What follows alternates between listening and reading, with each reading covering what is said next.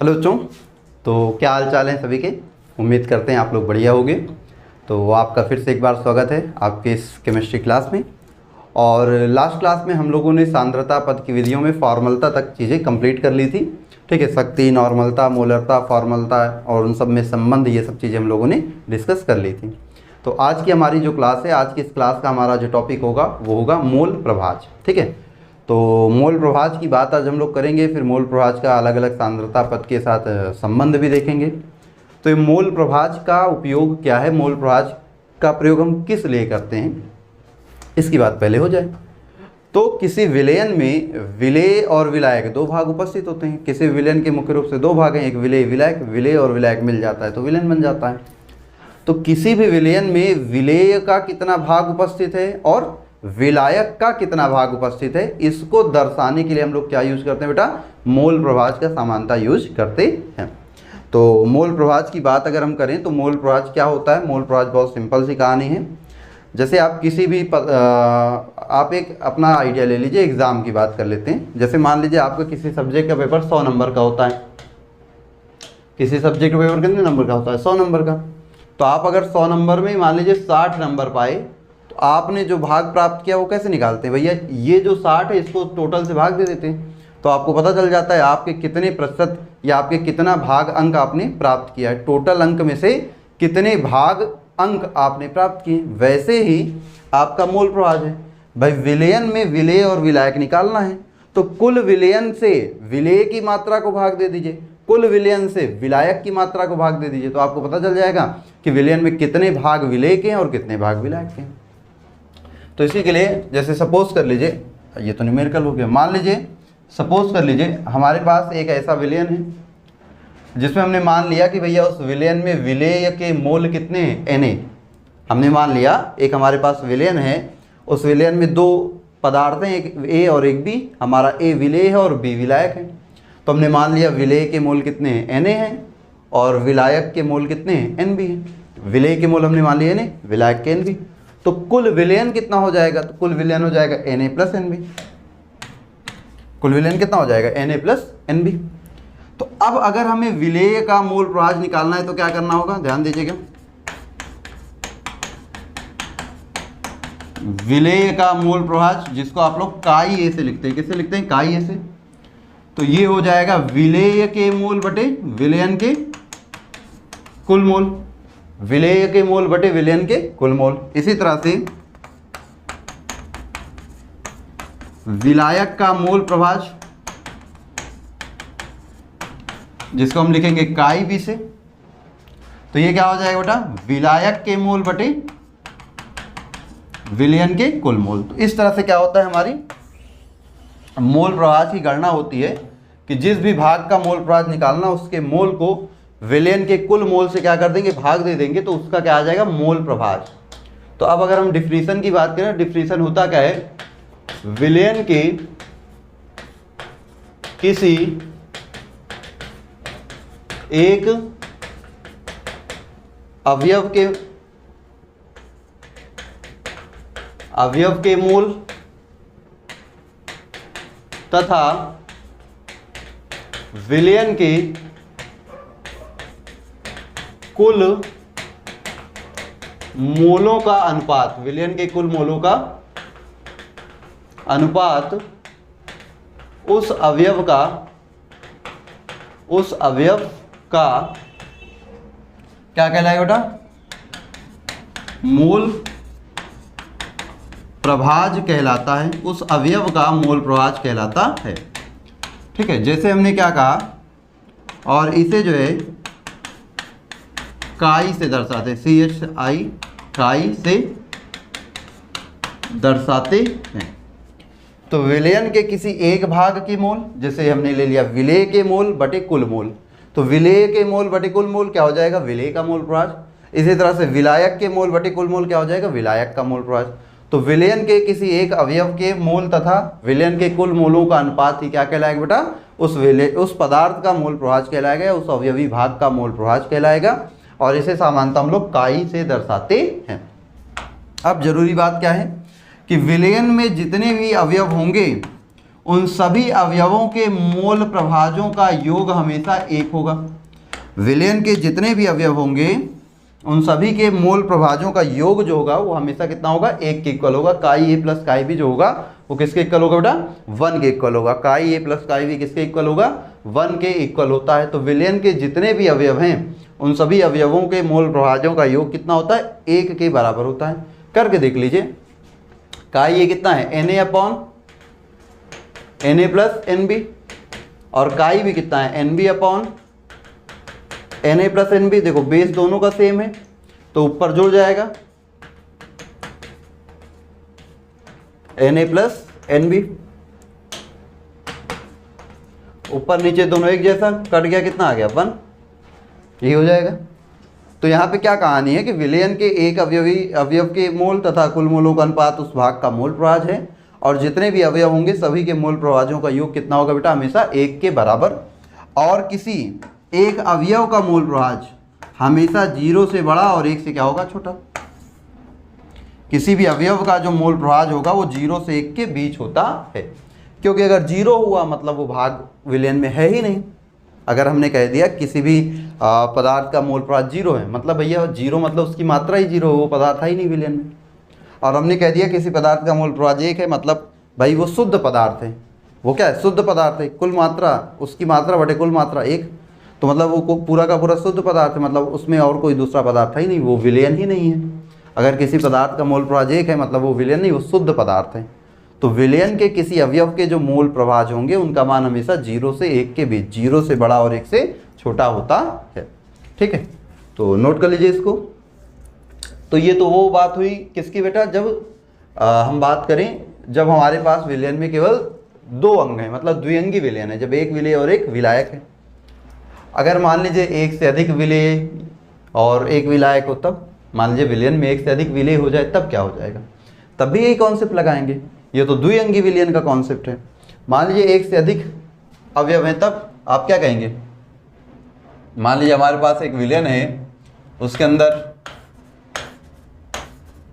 A B C 3 विलेय और एक विलायक D है, तो फिर इसके लिए मोल प्रभाज कैसे निकलेगा। तो इसके सिंपल सी बात है भाई, फिर वही कर लेंगे। मान लीजिए विलयन में A के मोल कितने हैं, A के मोल है Na, B के मोल मान लीजिए बेटा, B के मोल कितने मान लीजिए NB, इसी तरह C के मोल मान लीजिए NC, और D के मोल मान लीजिए कि विलयन के अंदर जो D पदार्थ है उसका मोल कितना है ND। तो विलयन का कुल मोल कितना हो जाएगा,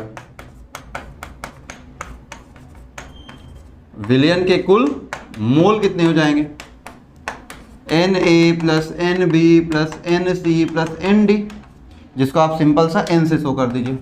किससे शो कर दीजिए, N से। विलयन के मोल को आप N से शो कर दीजिए, N हो गया। विलयन के मोल को किससे शो कर दिया, N से। तो अब बताइए A का जो मोल प्रभाज होगा वो क्या हो जाएगा बेटा, जो A का मोल प्रभाज होगा काई है वो क्या हो जाएगा, Na अपॉन N, A के मोल बटे कुल मोल।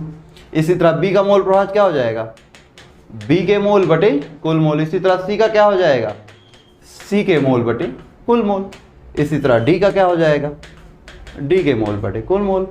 और सभी के मोल प्रभाजों का जो योग होगा, काई A plus chi B plus chi C plus chi D, इन सभी के मोल प्रभाजों का योग कितना होगा, 1 के इक्वल होगा। तो अगर बहुअंगी विलयन है तो उसमें फिर वही करना है, सब के मोल निकाल के विलयन के मोल निकाल लीजिए, 1 के मोल बटे कुल मोल, 1 के मोल बटे कुल मोल, इस तरह से करते जाना। ये कहानी हो जाएगी बहुअंगी विलयनों के लिए। ठीक, तो नोट करिए इसको, फिर हम लोग जो है क्वेश्चन करते हैं मोल प्रभाज के। ठीक,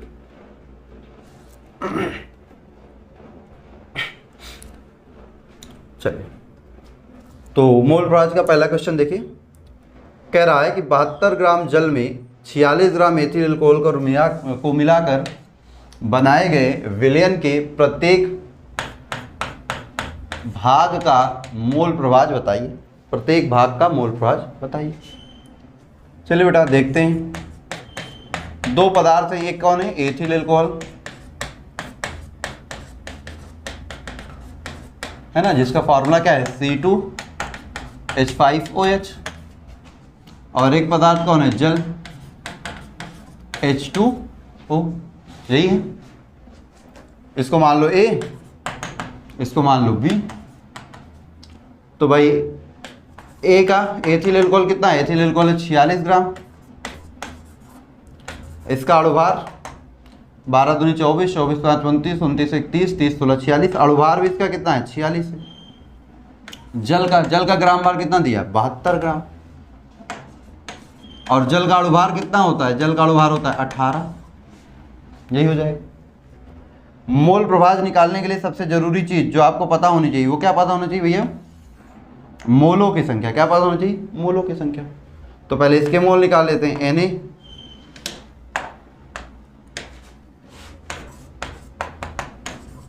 Na WA/Ma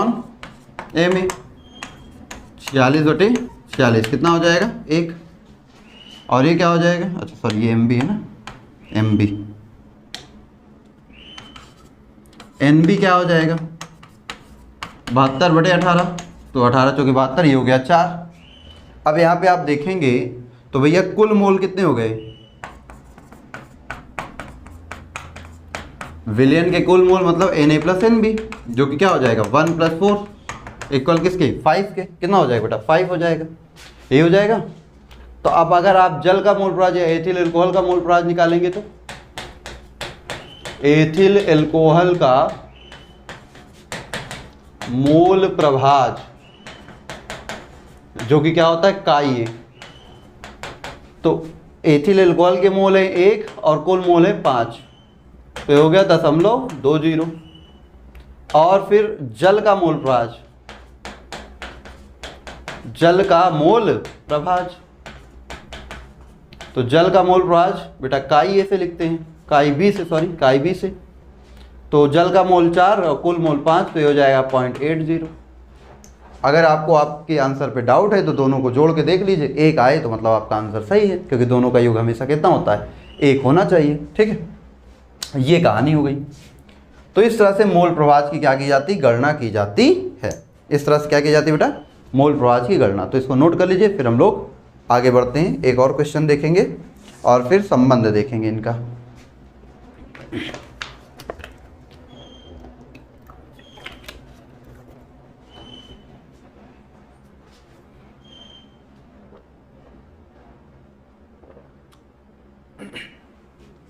चलिए, तो ये हो गया होगा, तो आगे बढ़ा जाए। फिर आइए एक क्वेश्चन और देखते हैं और फिर उसके बाद आगे बढ़ेंगे।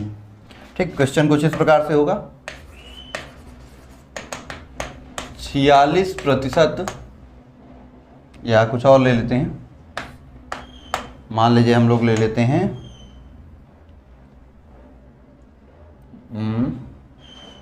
30%, 20% जलीय NaOH विलयन में प्रत्येक अवयव का मोल प्रभाज बताइए।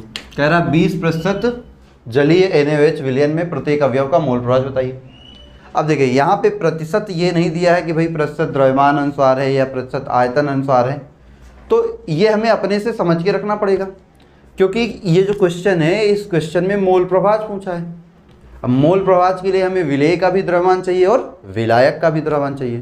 तो इसका मतलब इसको हम क्या मान लेंगे? इसको हम मान लेंगे द्रव्यमान वाला। क्या मानेंगे? द्रव्यमान की ये जो 20% दिया है ये द्रव्यमान अनुसार दिया है। कैसे दिया है? द्रव्यमान अनुसार। ये हम अपने से मानेंगे क्वेश्चन के अकॉर्डिंग। अगर क्वेश्चन में कुछ नहीं दिया, क्वेश्चन के अकॉर्डिंग हम अपने से मानकर चलेंगे कि क्या दिया हुआ है। तो द्रव्यमान की जरूरत है तो ये द्रव्यमान अनुसार दिया है। चलिए देखते हैं। तो भाई 20 W/W 20% का मतलब क्या है कि जो इसमें विलेय का द्रव्यमान है, विलेय का द्रव्यमान वो कितना है भाई? 20 ग्राम है। और जो विलायक का द्रव्यमान है, विलायक का द्रव्यमान वो कितना है? वो है 80 ग्राम। क्यों? क्योंकि भाई 100 ग्राम में 20 ग्राम विलेय है, 100 ग्राम में 20 ग्राम विलेय है, तो उसमें 80 ग्राम विलायक होगा। तो विलायक 80 ग्राम है। अब विलेय है कौन? NaOH। तो NaOH का अणुभार क्या हो जाएगा? NaOH का अणुभार हो जाएगा Ma इज इक्वल टू 40, और जल का अणुभार तो आप जानते ही हैं, जल का अणुभार कितना, अगर हम इसको Mb से लिखेंगे तो 18। तो भाई पहले NaOH के मोल, किसके मोल? NaOH के मोल। तो NaOH का ग्राम बार 20, अणुभार 40, 1/2 आ गया। और फिर जल के मोल 80 ग्राम बार बटे अणुभार 18, तो काटोगे 40/9 और काट दो, 9 चौक 36, 9 चौक 36, 4.44, यही आएगा। अब भाई मोल प्रवाह निकाल लीजिए, बताइए इसमें कोई समस्या है? नहीं। अब मोल प्रवाह क्या हो जाएगा? Chi A is equal to Na upon Na plus Nb। बताइए Na कितना है? Na है 1/2, इसको आप 0.5 लिख सकते हैं भाई, 1/2 को 0.5 लिख सकते हैं, बिल्कुल। तो 0.5 बटे 0.5 प्लस 4.44, ये हो जाएगा 0.5 बटे, इसको जोड़ेंगे तो 4.94, ये हो जाएगा। इसको सॉल्व कर लेंगे, जो आएगा वही आंसर। इसी तरह काई भी आ जाएगा, काई भी क्या हो जाएगा? काई भी हो जाएगा Nb upon Na plus Nb। Nb क्या है बेटा? Nb आपका है 4.44, और ये क्या है? 0.5 प्लस 4.44, 4.44 डिवाइडेड बाई 4.94। दोनों को सॉल्व कर लेंगे, जो आ जाएगा वही आपका क्या हो जाएगा? आंसर हो जाएगा। ठीक है, ये दोनों को कैलकुलेट कर लीजिए, जो आ जाएगा कैलकुलेट कर दिया जाएगा विद द हेल्प ऑफ यंत्र, है ना। यंत्र विधि बहुत तेज काम करती है। 4.94 मान लीजिए आ जाएगा 0.1, ये कितना आ जाएगा? 0.1 के करीब, और वो 0.1 आ रहा तो ये 0.9 के करीब आएगा। ठीक, इस तरह से। ठीक है बेटा, तो ये कहानी थी मोल प्रवाह की। तो मोल प्रवाह के क्वेश्चन के लिए सबसे पहला काम यही आपको करना है कि जो भी विलेय है और जो भी विलायक है, सबसे पहले उनके हमें मोल निकालने होंगे। क्या निकालने होंगे? मोल। मोल निकालने के लिए हमें उनका अणुभार तो पता ही रहेगा, पदार्थ तो पता ही ना कौन कौन से हैं, हमें उनका ग्राम बार पता होना चाहिए। तो हो सकता है क्वेश्चन में ग्राम बार डायरेक्ट दिया हो सकता है क्वेश्चन में ग्राम बार डायरेक्ट ना दिया हो, उसमें इस तरह से दिया हो, तो हम इंफॉर्मेशन क्वेश्चन से निकालना जानते ही हैं, है ना। चलिए, तो अगला क्वेश्चन नहीं, अब अगला हम देखेंगे संबंध। पहले मोललता और मोल प्रवाह का संबंध। ठीक है, तो पहले हम क्या देखेंगे बेटा? मोललता और मोल प्रवाह का संबंध, फिर आगे बढ़ेंगे। मोललता व मोल प्रभाज का संबंध, दोनों में क्या संबंध है? Relation between molality and mole fraction. चलिए, तो आपको पता है मोल प्रभाज, भाई विलेय का मोल प्रभाज अगर आप देखेंगे तो विलेय का मोल प्रभाज क्या होता है? विलेय का मोल प्रभाज होता है chi A is equal to Na upon Na plus Nb। इसी तरह जो विलायक है, उस विलायक का मोल प्रभाज होता है chi B is equal to Nb upon Na plus Nb। अगर हम इसको फर्स्ट इसको सेकेंड मान के दोनों को डिवाइड कर दें, ठीक है, समीकरण फर्स्ट को डिवाइड कर दिया जाए सेकेंड से, कोई समस्या नहीं होनी चाहिए, कर दीजिए। Chi A upon chi B is equal to Na upon Na plus Nb, Nb upon Na plus Nb, यही हो जाएगा। इससे ये पूरा कैंसिल, क्या बचा? बचा Na upon Nb। Na upon Nb को क्या लिख सकते हो? लिख सकते हैं WA अपॉन Ma, और WB अपॉन MB, MB ऊपर चला जाएगा तो MB ऊपर हो गया, यही हो जाएगा। चलो, तो वहाँ क्या हो गया, काई ए अपॉन, और काई बी को आप क्या लिख सकते हो, ये देखो आपने अभी देखा था कि chi A plus chi B is equal to 1 होता है, तो आप काई बी की जगह 1 माइनस काई ए रख सकते हो ना। ये भाई काई ए प्लस काई बी का योग 1 होता है, तो आप काई बी की जगह क्या लिख सकते हो, 1 माइनस काई ए, तो यहाँ रख दीजिए 1 माइनस काई ए इज इक्वल टू, अगर आप यहाँ 1000 का गुणा 1000 का भाग कर दें तो हमें तो नहीं लगता किसी को समस्या होनी चाहिए, बिल्कुल नहीं होनी चाहिए, कर दीजिए W A into 1000 divided by M A into W B और into M B divided by 1000। ये क्यों सर, देखो भाई 1000 का गुणा 1000 का भाग किया इस वाले इक्वेशन में, एम बी को बाहर कर दिया, इसको डब्ल्यू बी को अंदर कर दिया। देखो ये क्या लिखा है, ये लिखा है विलेय का ग्राम भार, ये लिखा विलेय का अणु भार, ये लिखा विलायक का भार। तो ये फार्मूला आप पहचाना नहीं लग रहा है, ये फार्मूला किसका है, मोललता का ही तो फार्मूला है। ये फार्मूला किसका है बेटा, मोललता का ही तो फार्मूला है कि नहीं है। विलेय का ग्राम भार बटे विलेय का अणु भार गुणे विलायक का भार और ऊपर 1000, तो ये क्या है, मोललता का formula M B divided by 1000। तो यहाँ से m का मान क्या आ जाएगा, m का मान आ जाएगा m is equal to 1000 into chi A divided by 1 minus काई ए इंटू एम बी। ये क्या हो जाएगा बेटा आपका संबंध, किसमें, मोललता और मोल प्रभाज में, जहाँ पर हम सारे नोटेशन लिख दे रहे हैं। जहाँ काई ए क्या है, विलेय का मोल प्रभाज, ये तो आप ऊपर देख ही चुके हो, काई ए क्या है, विलेय का मोल प्रभाज, यही तो है ना। और m क्या है, स्मॉल m है मोललता, और काई क्या है, सॉरी एम बी क्या है, विलायक का अणुभार, विलायक का अणुभार। तो ये आपकी कहानी है इसकी। तो मोललता और मोल प्रभाज का ये आपका क्या है बेटा, संबंध है। ये क्या है आपका संबंध, ठीक, मोललता और मोल प्रभाज का संबंध। नोट करिए, फिर इन पे क्वेश्चन किया जाए, इस पे क्वेश्चन देखा जाए।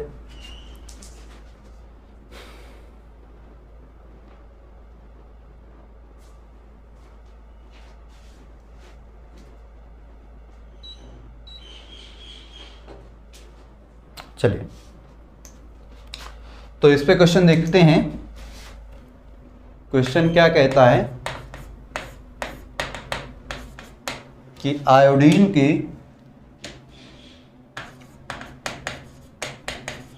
आयोडीन का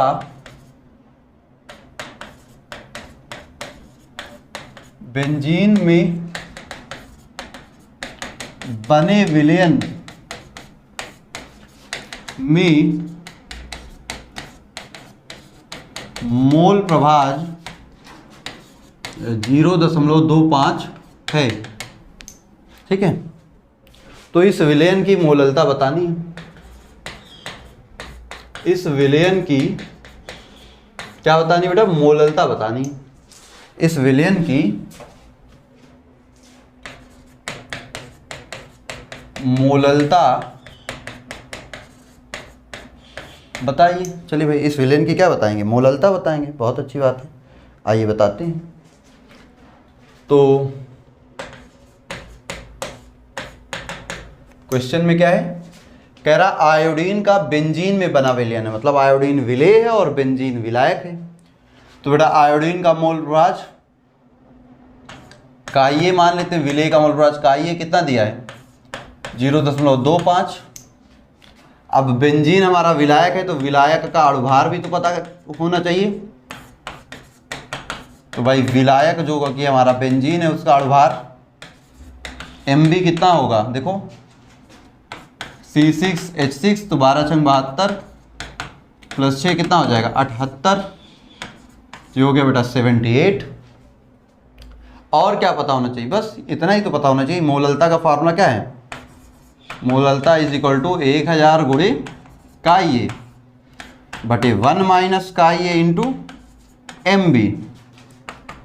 तो 1000 गुणे इकाई ये है 0.25, 1 माइनस इकाई ये गुणे 78, तो 1000 गुणे 0.25 डिवाइडेड बाई 1 में से क्या 0.75 इंटू 78। देखो 25 से काटोगे 3 बार 25 यहाँ 75, तो ये वैल्यू क्या आ जाएगी, मोलरता बराबर 1000 बटे 3 गुणे 78। तो अगर हम देखें यहाँ पे क्या हो जाएगा, 500 बटे 3 गुणे 39, है ना।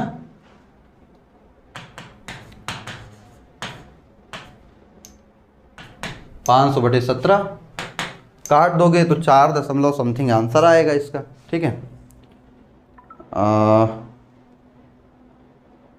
4.27 कितना आ जाएगा, 27 मोलल, यही आंसर है किसका, मोललता का, ठीक। ये कहानी हो गई। तो समझ गए संबंध का क्वेश्चन, इसमें बहुत ही सिंपल सा है, ठीक है। नोट कर लीजिए इसको जल्दी से, फिर आगे बढ़ते हैं। तो ये मोललता और मोल प्रवाह के संबंध का क्वेश्चन हो गया, नोट करिए इसको जल्दी से।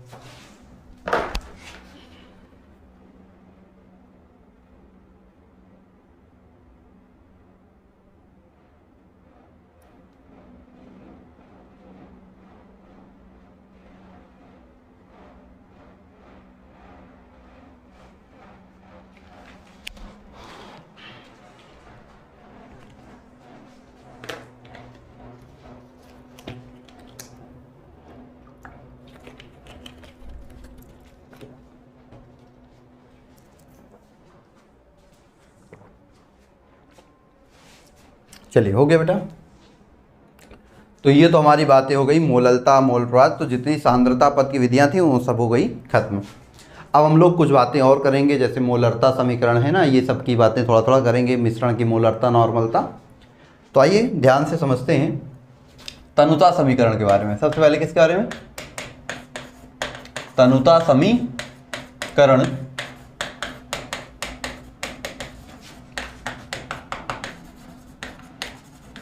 डाइल्यूशन इक्वेशन, डाइल्यूशन इक्वेशन क्या होता है ये समझिएगा। तो देखिए अगर आप मोलरता का फार्मूला देखें तो मोलरता का फार्मूला आपने क्या देखा है,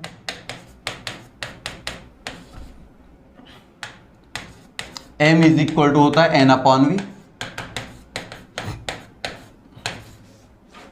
तो n बराबर क्या होता है, मोलरता गुणे आयतन। तो किसी भी विलयन की मोलरता और उसके आयतन का गुणनफल क्या होता है, विलेय के मोलों की संख्या के बराबर, है ना। विलेय के मोलों की संख्या क्या होती है, मोलरता गुणे आयतन के बराबर। तो अगर हम यहाँ पे एक कहानी आपसे बताएं, जैसे मान लीजिए हमारे पास एक विलयन है, इस विलयन की मोलरता है m1 और इस विलयन का आयतन है v1, और इसमें विलेय के मोल है n मोल। कितने बेटा, n मोल है। अब सपोज करिए इस विलयन में हमने जल मिला दिया। क्या मिला दिया, जल। भाई तनु करने का मतलब क्या है, विलयन में जब विलायक मिलाया जाता है तो विलयन तनु होता है। विलायक की मात्रा बढ़ाने पर विलयन तनु होता है, विलेय की मात्रा बढ़ाने पर विलयन सांद्र होता है। तो हमने इसमें जल मिलाया, जल मिलाने का मतलब है कि विलयन हमारा तनु हो रहा है। क्या हो रहा है, विलयन को हम तनु कर रहे हैं, ठीक। तो विलयन हमारा तनु हो रहा है, अच्छी बात है।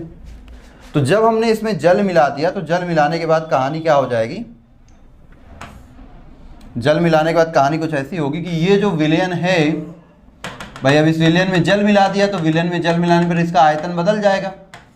मान लीजिए विलयन का आयतन V2 हो गया, बढ़कर V2 हो गया, तो आयतन बदल गया तो मोलरता भी बदल जाएगी, M2 बदल जाएगी।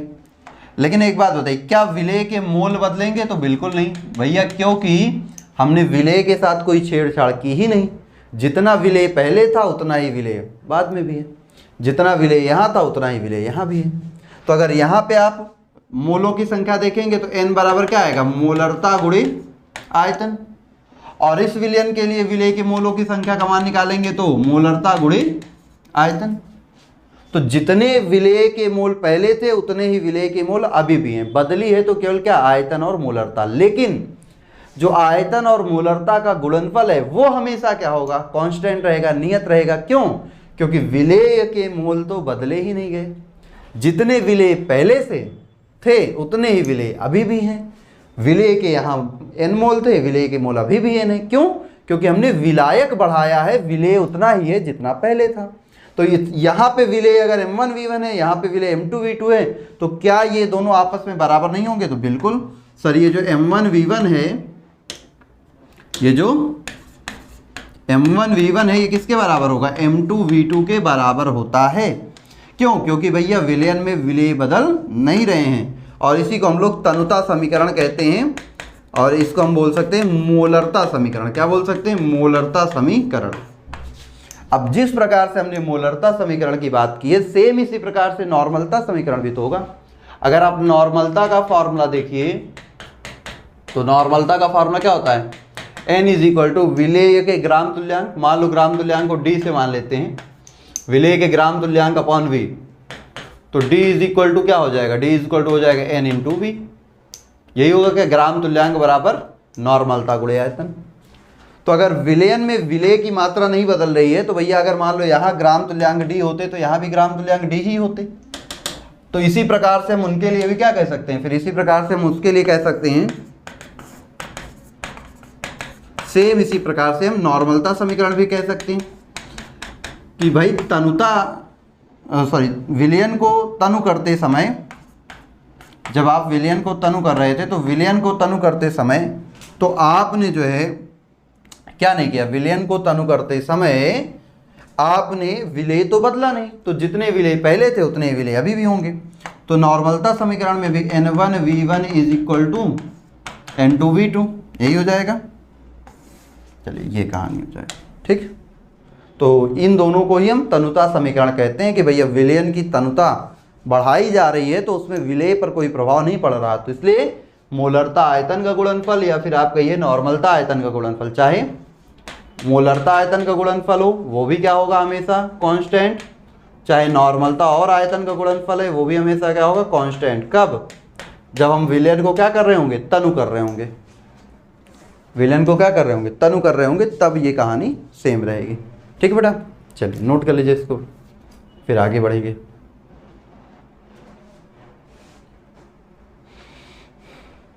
तो ये तनुता समीकरण है, m1 v1 is equal to m2 v2, n1 v1 is equal to n2 v2। इसको याद रखिए। चलिए इसके क्वेश्चन देखा जाए फिर। चलिए इसका क्वेश्चन देखते हैं फिर। ये तो चलो संबंध की बात हो गई, फिर समीकरण आ गया, फिर क्वेश्चन भी आ गया। क्या ये क्वेश्चन? ये पहला क्वेश्चन, पहला क्वेश्चन ध्यान से देखिए। क्वेश्चन क्या कह रहा है? कह रहा है 2 मोलर 6 लीटर विलयन में 3 लीटर जल मिलाने पर उस विलयन की मोलरता क्या हो जाएगी? बहुत सिंपल सी कहानी। कह रहा विलयन की जो मोलरता है वो पहले कितनी है बेटा? 2 मोलर है। विलयन का जो आयतन था वो कितना है? 6 लीटर है। कह रहा इस विलयन में 3 लीटर जल और मिला दे रहे हैं, तो भैया जो नया आयतन होगा वो कितना होगा? 6 पहले से था, 3 आपने और मिला दिया, कितना हो गया? 9 लीटर। तो कह रहा बताइए विलयन की मोलरता क्या हो जाएगी? कौन सा समीकरण? तनुता समीकरण ही ना लगेगा, तो क्या लगा दीजिए? m1 v1 is equal to m2 v2। m1 कितना? 2, v1 कितना? 6, m2 कितना नहीं पता, v2 कितना? 9। तो m2 इज इक्वल टू हो जाएगा 2 × 6 बटे 9, तो 3 त्रिक का 9, 3 दूनी 6, 4 बटे 3, जो कि आ जाएगा 1.33 मोलर। ये हो गया आंसर। बात समझ में आ रही है?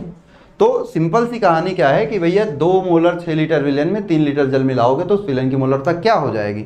तो पहले मोलरता आयतन दिया था, फिर कह रहा जल मिलाकर आयतन बढ़ा दिया गया, तो बताइए मोलरता क्या हो जाएगी? तो m1 v1 equal to m2 v2 लगाना था, बस यही आपका सॉल्व हो गया। समझ में आई बात? बिल्कुल हल्का क्वेश्चन है ना? चलिए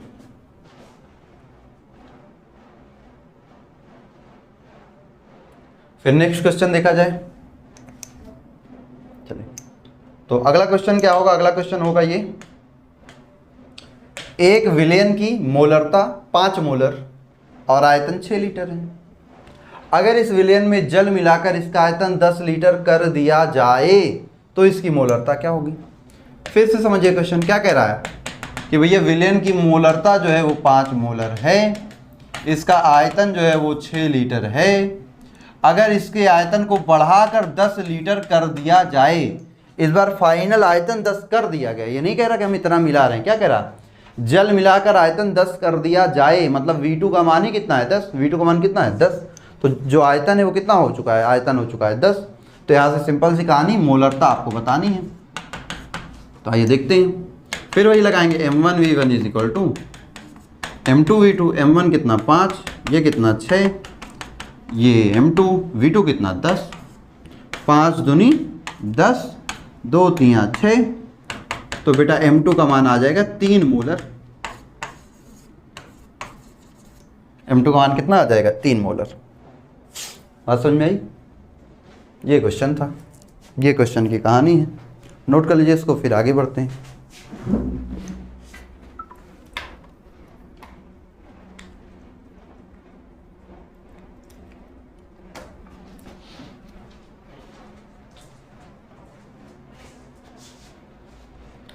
हो गया ये,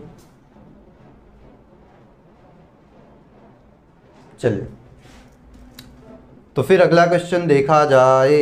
अगला क्वेश्चन ये रहा, कह रहा है कि एक विलयन की नॉर्मलता 4 नॉर्मल और आयतन 8 लीटर है। अगर इसमें जल मिलाकर आयतन 12 कर दिया जाए तो विलयन की नॉर्मलता क्या होगी। इस बार क्या है, नॉर्मलता दी है तो नॉर्मलता समीकरण लगाओ बेटा। देखो N1 दिया है 4, V1 दिया है कितना 8, कह रहा जल मिलाकर V2 कर दिया 12, तो N2 क्या हो जाएगी।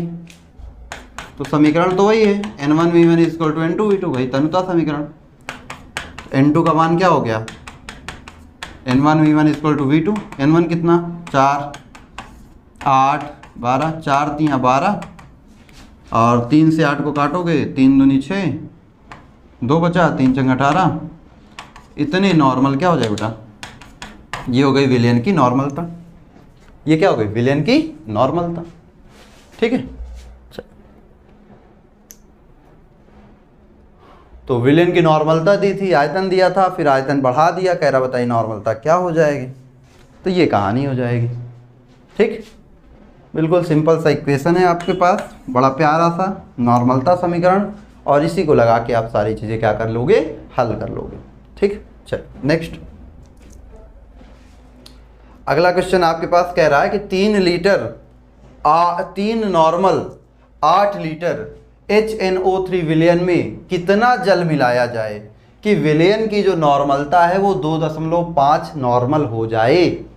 इस बार क्वेश्चन समझो, कह रहा है विलयन जो है उसकी नॉर्मलता कितनी है, नॉर्मलता है 3 नॉर्मल, उसमें उसका आयतन कितना है 8 लीटर। कह रहा है कि इस विलयन में कितना जल मिला दें कि इसकी जो नॉर्मलता है वो 2.5 N हो जाए। मतलब इस बार हमें V2 पता नहीं है, तो पहले V2 निकालो। N1V1 is equal to N2V2। भैया 3 गुणे 8 बराबर 2.5 गुणे कितना V2, तो V2 कितना हो जाएगा, V2 हो जाएगा 24/2.5। काट लो इसको, तो कितना हो जाएगा, मान लो इसको हम काटते हैं तो 9 बार, फिर 6 बार, ये आ जाएगा 9.6 लीटर। कितना आ जाएगा, 9.6 लीटर।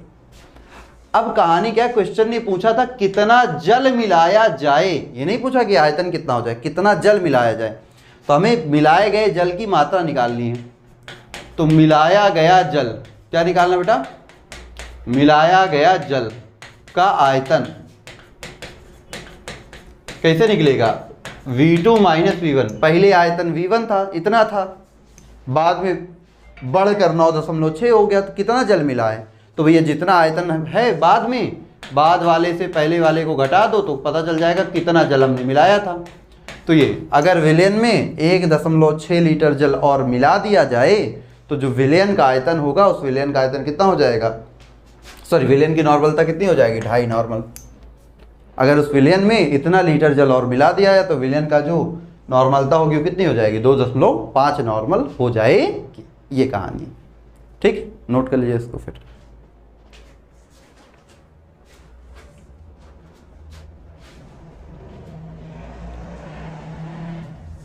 तो ये बेटा हो गई तनुता समीकरण की कहानी सारी। किसकी कहानी? तनुता समीकरण की कहानी। चलिए, अब इसी प्रकार से एक और समीकरण है जिसे हम बोलेंगे उदासीनीकरण समीकरण। चलिए, तो अब इसके बाद हम लोग डिस्कस करेंगे किसके बारे में? उदासीनीकरण समीकरण के बारे में। ठीक है, चलिए, तो ये क्वेश्चन उसका है। पहले समीकरण की बात कर लें, फिर क्वेश्चन की बात करते हैं। उदासीनीकरण समीकरण, न्यूट्रलाइजेशन इक्वेशन। भाई कोई भी विलयन उदासीन कब होगा? अगर किसी विलयन में अम्ल और क्षार की समान मात्राएं मिला दी जाएं। अगर किसी विलयन में अम्ल और क्षार की क्या कर दी जाए? समान मात्राएं मिला दी जाएं। तो अम्ल और क्षार की समान मात्राएं मिला देने पर वो विलयन क्या हो जाता है? उदासीन हो जाता है। अगर किसी विलयन में जितना मात्रा अम्ल की है उतनी ही मात्रा क्षार की है, तो विलयन कैसा हो जाता है? उदासीन। उसी को दर्शाने के लिए हम लोग जो समीकरण प्रयोग करेंगे उसी को बोलेंगे उदासीनीकरण समीकरण। ठीक है, तो मान लेते हैं, माना अम्ल के ग्राम तुल्यांक, विलयन के अंदर क्या है बेटा? अम्ल के ग्राम तुल्यांक। अम्ल की जो मात्रा है वो कितनी है? NaB। ये ग्राम तुल्यांक कैसे निकालते हैं? अभी आपने नॉर्मलता का फॉर्मूला पढ़ा ही था ना। नॉर्मलता बराबर क्या होता है? विलेय के ग्राम तुल्यांक बटे आयतन, यही तो होता है। तो यह ग्राम तुल्यांक कैसे निकलेगा? नॉर्मलता गुणे आयतन। तो इसी तरह हमने कहा कि अम्ल के ग्राम तुल्यांक कितने होंगे? तो अम्ल के ग्राम तुल्यांक जो होंगे वो क्या हो जाएंगे?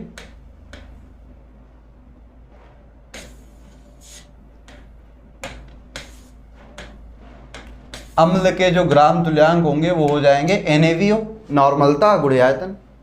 अम्ल की नॉर्मलता गुणे अम्ल का आयतन। फिर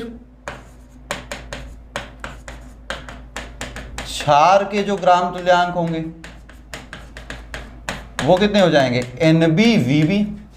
क्षार के ग्राम तुल्यांक कितने हो जाएंगे बेटा? NbVb। अब विलयन उदासीन कब होगा? अगर अम्ल के ग्राम तुल्यांक, विलयन के अंदर अम्ल के ग्राम तुल्यांक और क्षार के ग्राम तुल्यांक, मतलब अम्ल की मात्रा और क्षार की मात्रा क्या हो जाए? बराबर। तो विलयन कैसा हो जाएगा? उदासीन। तो अम्ल के ग्राम तुल्यांक कितने हैं? NaVa और क्षार के कितने हैं? NbVb। तो NaVa NbVb के जब बराबर हो जाएगा तो जो विलयन होगा उदासीन हो जाएगा। और इसी समीकरण को अपन लोग क्या कहते हैं? उदासीनीकरण समीकरण। क्या बोलेंगे बेटा? उदासीनीकरण समीकरण बोलेंगे। तो जब किसी विलयन में अम्ल के ग्राम तुल्यांक क्षार के ग्राम तुल्यांक के बराबर होंगे या अम्ल की मात्रा क्षार की मात्रा के बराबर होगी तो वो विलयन हो जाएगा उदासीन। और ऐसे विलयन को दर्शाने के लिए हम लोग प्रयोग करते हैं किसका बेटा? उदासीनीकरण समीकरण का। किसका प्रयोग करते हैं? उदासीनीकरण समीकरण का प्रयोग करते हैं। ठीक, नोट कर लीजिए इसको, फिर इसका क्वेश्चन देख लिया जाए, है ना, तुरंत। तो क्या फार्मूला है? NaVa is equal to NbVb, ये फार्मूला है इसका। ठीक,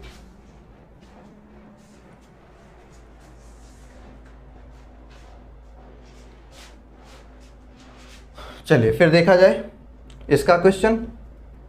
तो ये क्वेश्चन है, कह रहा है 4 नॉर्मल 6 लीटर मैग्नीशियम हाइड्रोक्साइड विलयन को पूर्णतः उदासीन करने के लिए 8 लीटर H2SO4 के कितने नॉर्मल आवश्यक होंगे?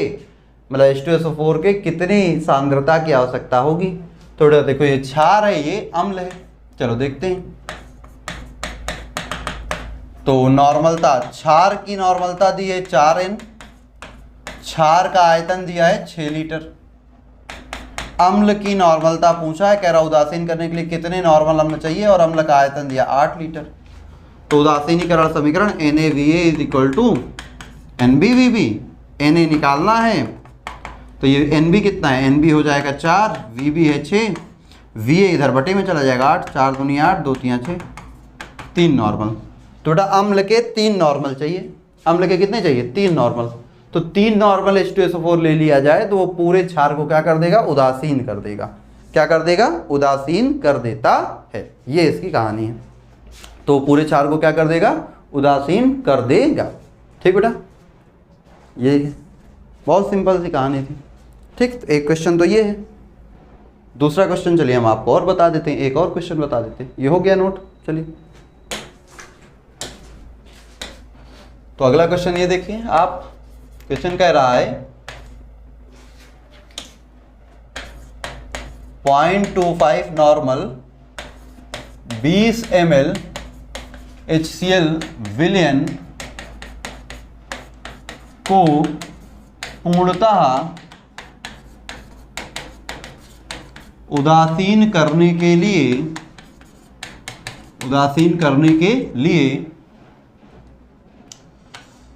0.5 नॉर्मल 0.5 नॉर्मल ले लीजिए, 0.5 नॉर्मल NaOH के कितने आयतन की आवश्यकता है, आवश्यक है या होंगे। ठीक, कह रहा है 0.25 मोलर नॉर्मल 20 मिलीलीटर HCl विलयन को पूर्ण रूप से उदासीन बनाने के लिए NaOH के 0.5 नॉर्मल NaOH के कितने आयतन आवश्यक होंगे। तो बहुत सिंपल सा है। इस बार अम्ल का नॉर्मलता दी है 0.25, अम्ल का आयतन दिया है कितना 20 ml। कह रहा है कि क्षार जो है वो कितना है 0.5 नॉर्मल, तो उसके कितने आयतन की आवश्यकता होगी, यही तो पूछा है। लगाओ formula, NaVA is equal to NbVB। क्या हो जाएगा, Na है बेटा 0.25, Va है कितना 20, Nb कितना है, Nb है 0.5, Vb कितना है निकालना है। तो Vb इज इक्वल टू हो जाएगा 0.25 गुणे 20 बटे 0.5। इससे देखोगे तो ये 2 बार कट जाएगा, इससे देखोगे तो ये 10 बार चला जाएगा, 10 मिलीलीटर। तो NaOH के 10 मिलीलीटर की क्या होगी बेटा, आवश्यकता होगी। NaOH के 10 मिलीलीटर की आवश्यकता होगी इस अम्लीय विलयन को पूर्ण रूप से उदासीन बनाने के लिए। ठीक है, तो ये कहानी है इसकी और इसको आप नोट कर लीजिए। तो ये आपका हो गया उदासीनीकरण समीकरण की कहानी। तो आज की क्लास भी यहीं पे क्या करेंगे, खत्म करेंगे। और अब बस 2-3 टॉपिक बचे हैं, जैसे मिश्रण की मोलरता, मिश्रण की नॉर्मलता और उस मिश्रण की नॉर्मलता जिसमें अम्ल और क्षार दोनों मिले हैं। और फिर एक लास्ट में हम पढ़ेंगे H2O2 की आयतन शक्ति। ये 4 टॉपिक पढ़े हुए हैं सांद्रता से संबंधित। तो इन चारों टॉपिक को जो है हम लोग नेक्स्ट क्लास में कवर कर लेंगे। ठीक है, तो आज की क्लास बस इतनी ही रखते हैं। तो फिर मिलते हैं नेक्स्ट क्लास में। तब तक सभी लोग खाते पीते मस्त रहिए और खेलते कूदते स्वस्थ रहिए और पढ़ाई में व्यस्त रहिए। ठीक है, चलिए तो फिर मिलते हैं अगली क्लास में। तब तक के लिए सभी को बाय बाय।